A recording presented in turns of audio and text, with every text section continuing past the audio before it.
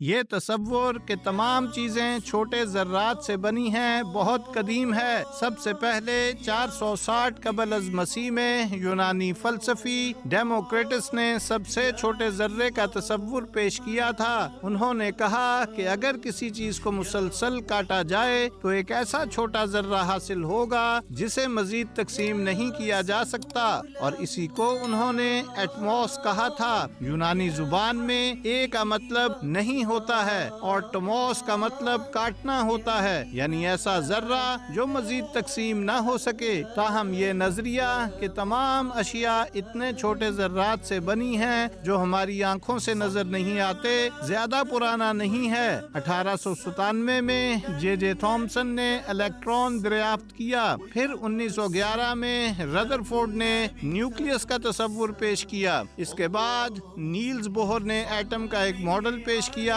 جس میں نیوکلیس کے گرد مختلف مداروں میں الیکٹران گردش کرتے ہیں۔ 1970 میں معلوم ہوا کہ پروٹون اور نیوٹرون بھی بنیادی ذرات نہیں ہیں، بلکہ یہ بھی مزید چھوٹے ذرات یعنی کوارکس سے بنے ہیں۔ جدید نظریات جیسے کہ کوانٹم فیلڈ تھیوری یا اسٹرنگ تھیوری کے مطابق ہر وہ چیز جسے ہم دیکھ سکتے ہیں وہ ایسے ذرات پر مشتمل ہے جو ہمیں نظر نہیں آتے کیونکہ وہ انتہائی چھوٹے ہیں۔ ایک انسانی خلیہ جو ہمیں خوردبین کے بغیر نظر نہیں آتا، اس میں تقریباً 100 کھرب ایٹمز ہوتے ہیں۔ اگر 5 لاکھ ایٹمز کو ایک قطار میں رکھا جائے تو وہ صرف ایک انسانی بال جتنے چوڑے ہوں گے۔ اگر کسی ایٹم کے نیوکلیس کو ایک سکے جتنا بڑا کر دیا جائے تو اس ایٹم کی بیرونی سرحد 2 سے 3 کلومیٹر دور ہوگی۔ اب ہم دیکھ سکتے ہیں کہ 200 سال پہلے تک انسانی علم میں یہ بات تھی کہ ایٹم سب سے چھوٹا اور ناقابل تقسیم ذرہ ہے، لیکن 1400 سال پہلے قرآن نہ صرف ایٹم کا ذکر کرتا ہے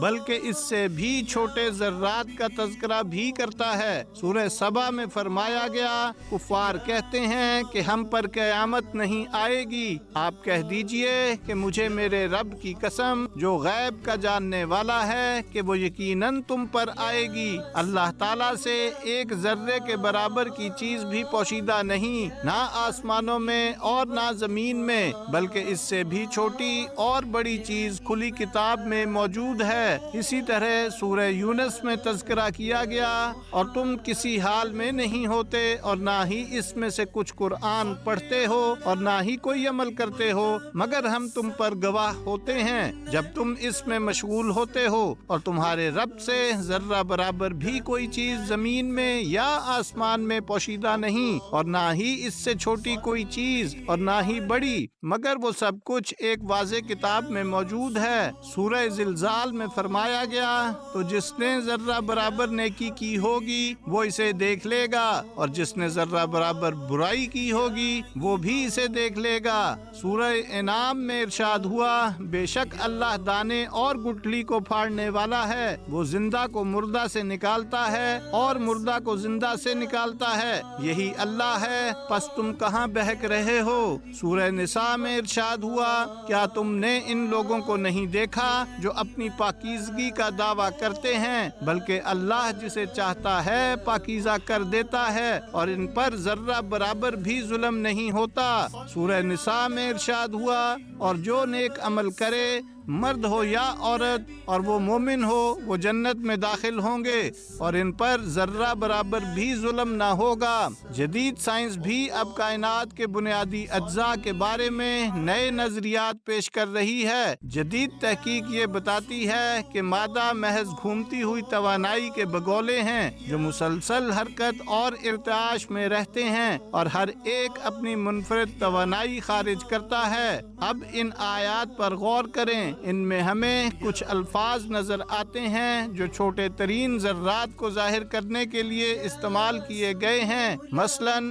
ذرۃ، الحب، النوا، فتیلا اور نکیرہ۔ ان الفاظ کے ایسے معنی ہیں جو ہر دور کے مطابق مفہوم رکھتے ہیں۔ پہلے ادوار میں یہ الفاظ ان کے وقت کے مطابق سمجھے گئے، لیکن آج ہماری جدید سائنسی تحقیق کے مطابق ان الفاظ میں چھپے ہوئے نئے معنی سامنے آ رہے ہیں۔ یہی ایک الہامی کتاب کی خصوصیت ہونی چاہیے کہ وہ ہر زمانے کے لیے موزوں ہو اور ہر دور میں ایک نئی معنویت ظاہر کرے۔ عربی زبان ایک شاندار اور موزوں زبان ہے جو الہامی وحی کے لیے بہترین ذریعہ ہے۔ ان الفاظ کے قدیم اور جدید معنی دونوں کو پرکھا جا سکتا ہے۔ قدیم معنی کو ماضی میں سمجھا گیا لیکن جدید معنی کو نظر انداز کیا گیا کیونکہ لوگ ان کو سائنسی حقائق سے جوڑنے سے قاصر تھے۔ اب ذرا غور کریں کہ کس طرح یہ الفاظ جدید سائنسی حقائق کو حیرت انگیز انداز میں بیان کر رہے ہیں اور قرآن میں چھپی معجزانہ حکمت اور علم کو ظاہر کر رہے ہیں۔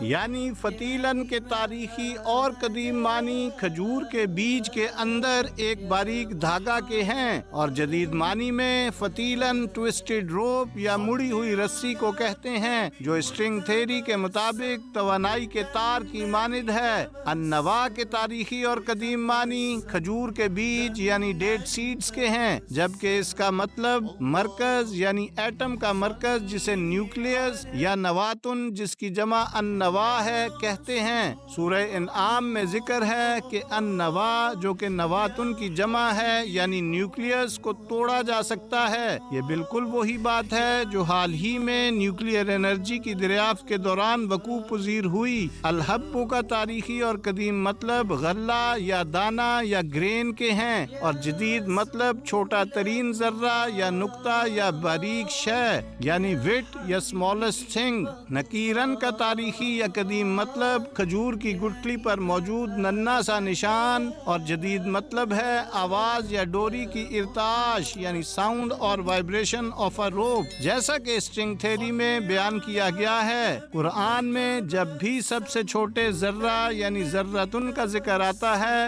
اس سے پہلے مسقالہ کا لفظ بھی موجود ہوتا ہے جس کا مطلب ہے وزن۔ جدید سائنس میں بھی ایٹمز اور عناصر کو ان کے ایٹمی وزن کے ذریعے ناپا جاتا ہے جو قرآن میں 1400 سال پہلے ذکر کیا جا چکا ہے۔ یہاں ہم دیکھ سکتے ہیں کہ قرآن نے مختلف الفاظ استعمال کیے جو مختلف ذرات، ان کی ساخت اور جدید سائنسی تصورات سے ہم آہنگ ہیں۔ یہی ایک الہامی کتاب کی خصوصیت ہے کہ اس میں پوشیدہ پیغام ہر زمانے کے لوگوں کے لیے نئی حقیقتوں کو ظاہر کرتا رہے۔